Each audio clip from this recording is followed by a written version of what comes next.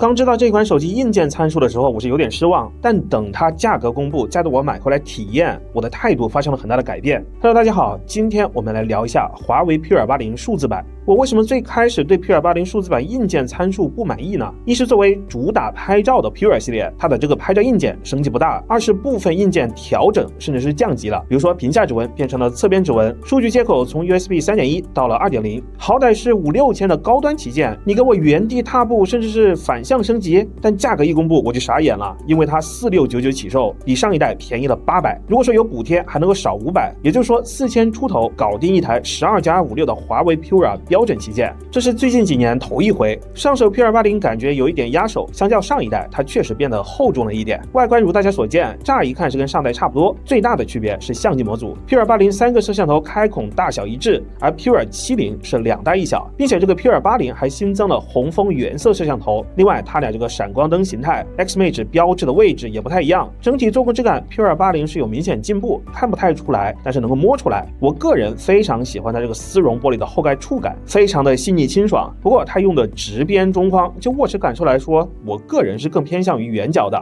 P280 变厚变重，很大程度上是因为电池变大，从 P270 的4900毫安时变成了现在的5600毫安时。就我这段时间体验下来，插卡日常使用，不高强度打游戏、拍照、拍视频，亮屏时间基本在7到8个小时之间，可以说相当不错。不输某一些有更大容量电池的机型。说实话，它续航是超我预期的。根据我的观察和分析，它主要是低负载和待机功耗控制的特别好，跟安卓手机是不太一样，倒是挺像 iPhone 的。这大概就是自研芯片和自研系统配合的优势所在。充电方面，它还是66瓦有线和50瓦无线，30分钟有线充接近70%，差不多1个小时能够充到显示100%，算是比较常规的水平。除了电池变大，我觉得 P280 一部分厚度和重量的增加，可能是来源于堆料更多的散热。我最近用很多不同的手机在打王者荣耀，都是开120帧高清画质，它的机身温度介于骁龙8至尊和部分骁龙8 Gen 3手机之间，开空调的室内玩不会让你觉得很烫，这一点是出乎我的意料。还有我拿它在户外用，也没有频繁因为机身过热而锁刷新率之类的情况，所以我感觉它这个散热对比上一代是有增强的。我对 P280 流畅度表现大体满意，系统各种点按操作响应速度比较快，基本没有什么卡顿，在4000档算是正常发挥。但作为一个对流畅度非常敏感且同时使用 P280 Ultra 的用户，我得很诚实的跟大家说，它的流畅度确实是存在一定差距，主要体现在2个方面。一是 P280 系统这个动效砍了一些，就比如说桌面文件夹的背景只有壁纸模糊而没有图标的模糊。另外一个就是各种小调帧会多一些，比如说从实况窗点开华为音乐，点开主题 App 里面的一些内容什么的，都能够感觉出来它是没有 Ultra 丝滑。拍照方面，P280 主摄足够强，1.3英寸左右的底，光学防抖 f1.4 到 4.0 的可变光圈，还有红枫原色摄像头配合，在同档位算非常出色。从实拍样帧来看，基础画质相当不错，2倍传感器裁切变焦有特别优化，完全能够当中焦头用。整个的这个色彩还原、明暗层次还原都没有问题，出片的观感非常舒服。可变光圈拍近处的物体优势很大，边边角角呢也能够很清晰。就主摄这个拍照表现，我个人觉得完全对得起它的售价。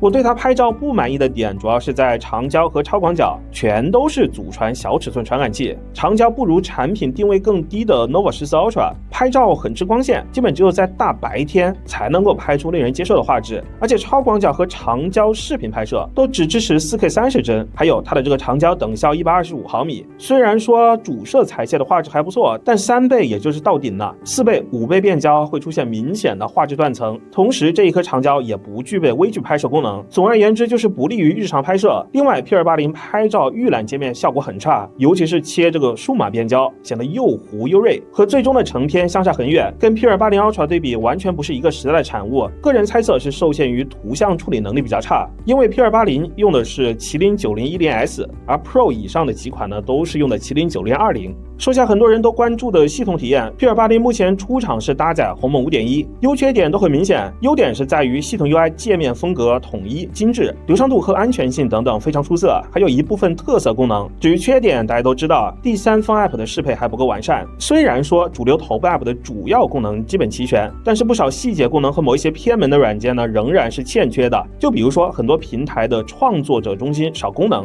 那像我这种自媒体，暂时就不可能只拿一台鸿蒙5手机当主力用，必须得双持。然后很多已经适配的 App 也存在一些问题，比如说同一个 App 内的不同界面触控阻尼都可能不一样，有些地方方就滑不太动，体验有一点割裂。有些人可能会 Q 到卓易通，但讲真的，我对这个东西是没有什么好印象，因为它只是一个虚拟的运行环境，跟鸿蒙之间存在隔阂，像是文件管理、传输、消息通知显示、推送等等都不太方便，而且它的功耗偏高，即便是这个 app 所刷新的运行，我感觉也还是比鸿蒙 app 更耗电。其实鸿蒙软件生态也是 P280 重回4000档的重要原因，因为只有降低这个购买的门槛，才更利于增加用户数量，倒逼第三方 app 去更积极的适配。那好消息是鸿蒙 app 这个开发适配速度还蛮快的，小而美最近几个月的更新幅度可能是当初安卓和 iOS 几年才能做到的。另外有一些看重系统流畅简洁的用户，对现阶段的鸿蒙 5.1 满意度比较高，因为很多 app 还没有来得及搞那些花里胡哨的东西。虽然我个人对于鸿蒙系统和生态有信心，但对于普通消费者它确实是存在一些短板，所以我给别人推荐华为手机都会跟他们讲清楚其中的利弊。